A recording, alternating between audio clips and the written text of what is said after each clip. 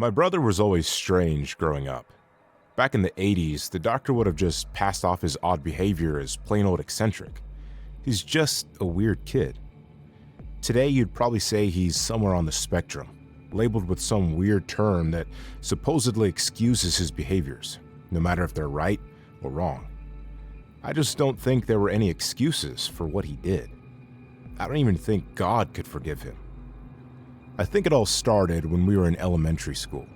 We'd be out at recess, and while kids were playing on the jungle gym or playing hopscotch, my brother was pulling apart various bugs, limb for limb.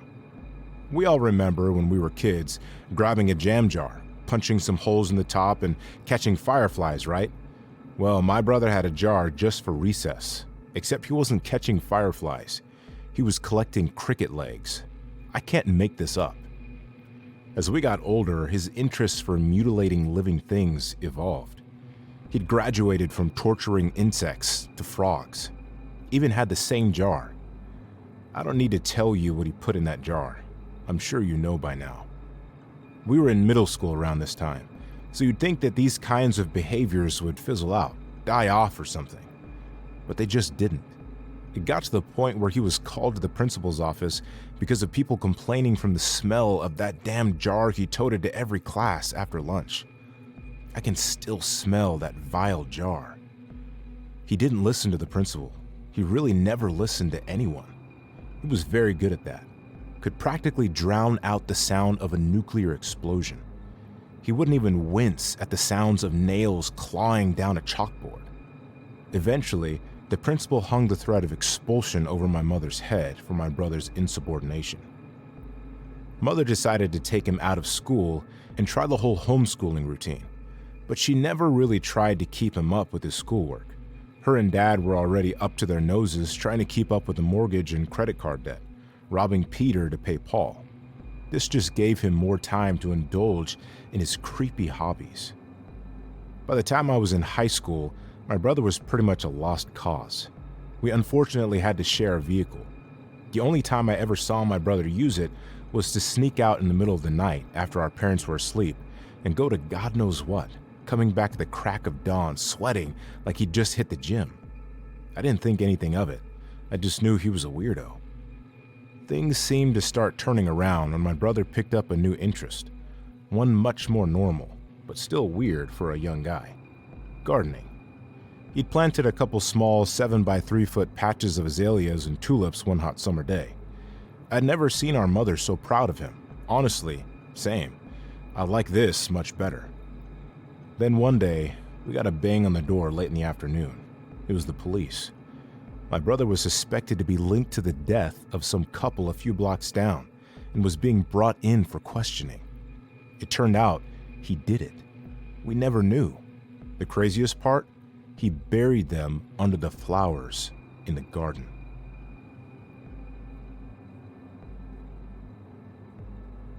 Death consumed me during my late childhood. My mother passed away when I was 13. Brakes failed on her car and she got flattened by a dump truck in a 4-way intersection. By the time I was 17, we'd lost my older sister and brother when our house caught fire. It was just Dad and I from there on. Death comes in threes. My father always did the best he could to make light of every loss through those years. When my mother died, he didn't cry. Instead, he made it his mission to make sure everyone around him was okay. I honestly couldn't tell if it affected him when she passed, but I knew he had to be strong for us. Dad and I were lucky to have not been home during the house fire. We had been grocery shopping at the local Whole Foods when he got a call from the neighbors. They said the fire department failed to save the house. It collapsed on itself before they could even get there, noting how it blew up in a blazing ball sky high before it crumbled, almost like someone rigged it with explosives. Again, my father wasn't hard-pressed about all of it. He stayed strong for me, I guess, or at least that's what it all felt like, until I caught him smiling during the funeral service. Not too long after the passing of my older brother and sister, we moved into a new house that was twice the size, paid in full with cash. I knew my parents' financial situation very well. My mother barely had a 401k, so when she passed, there wasn't much my father could get from that. I knew he was pretty much in the same boat, so how could he have afforded it? When I asked him, he told me there were a lot of things I thought I knew, but he was always better off than he led everyone to believe. He was right, there were a lot of things I thought I knew, but the truth always comes to light, no matter how dark it is.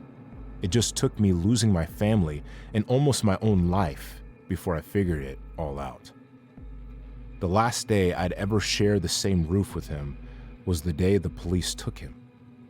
We were having dinner when suddenly I felt very dizzy and confused. I woke up in my car in the garage, still lightheaded with an intense headache. The car was running and the garage door was closed. I wasn't sure how long I'd been in there, but I knew I'd die from carbon monoxide poisoning, so I swung the door open, rushed to press the garage button, nearly rolling under the door as it was slowly springing up, and made a dash to the neighbors. They called the police. The police arrested him and told me it was attempted murder. Later, they said it was an attempt to stage a suicide. But why? This led to a deep investigation, possibly linking the death of my mother and siblings into all of it. And what they found out was shocking. He was making life insurance policies on all of us, then picking us off whenever he felt the time was right, cashing out and running with the money. In all, he had taken out nearly $1 million between the four of us in policies. The judge didn't think twice when he sentenced my father to 3 life terms behind bars, all running consecutively. But I wish he'd gotten the death penalty. Something about getting to watch him suffer feels like the perfect kind of payback for all he did to us.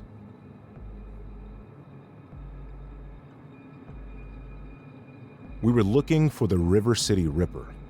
It was 2021.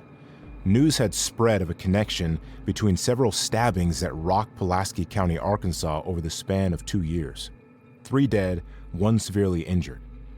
They said they think it's a serial killer. All stabbings happened in the same area, but little was known of the murderer. Just some fuzzy CCTV footage that caught a male in a black hoodie in the middle of the night. My friends and I got drunk one night and thought it'd be a great idea to go looking for the guy.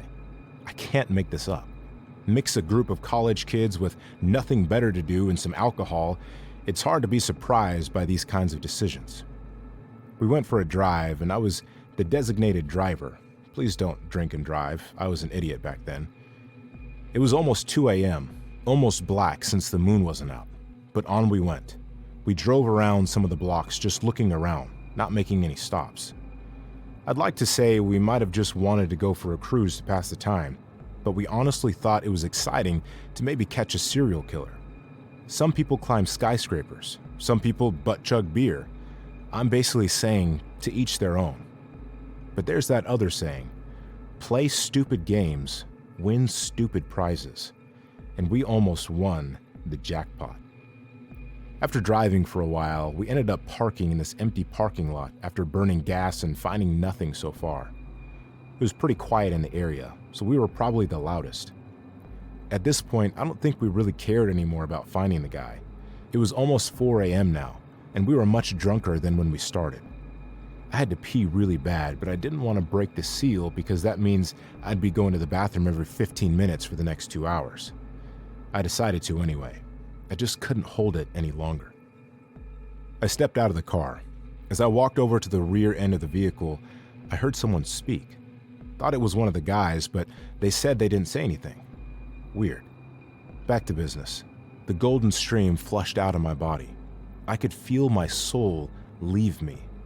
I heard someone speak again, but it was louder this time. Loud enough I noticed it didn't come from the car, but from across the parking lot. I quickly zipped up my fly and walked towards the sound I heard. I stopped for a moment and listened again. There it was again. I could tell it was a man, but I still couldn't tell what he was saying. I was across the parking lot now and a pretty good distance from the closest light pole, so every step in front of me would have been in darkness. I was at least smart enough to not go in there alone without the boys. I yelled out, waiting for a response, then turned around to make it back to the car. I was about halfway back to the car when someone said, "Hey!" I turned and saw him. Black hoodie and about 6 feet, just like the description. He was standing at the veil that separated the dark from the light, gripping a kitchen knife, probably the same one he stabbed those 4 others with. His body was stiff, like a mannequin. I couldn't make out his face, nor did I care. I was running, nearly frightened sober. I bet I could have passed field sobriety testing with flying colors. I got back in the car and floored it out of there. I still think about that night, and I wonder if he could have made out my face when I looked at him in the parking lot. The thought that he knows what I look like, and I have no idea what he looks like, haunts me since he hasn't been caught yet.